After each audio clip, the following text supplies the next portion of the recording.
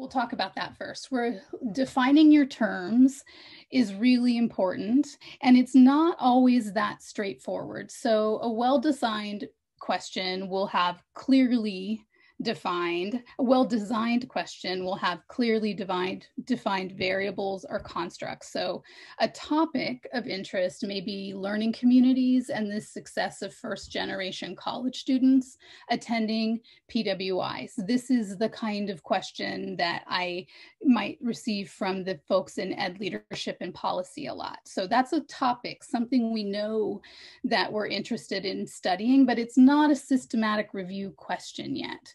We really need to dig into these pieces and think about it. What counts as a learning community? You'll want to be able to explain that.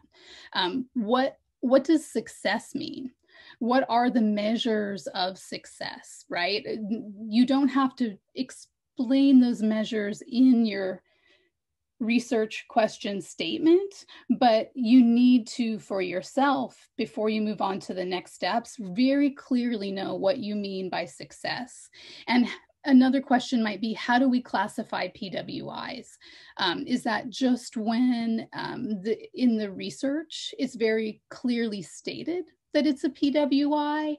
Is it schools that are R1 and Ivy League that we know demographically have historically been PWI? And an even more important question might be, does the research even tell us enough when we get to this research about first-gen college students and learning communities?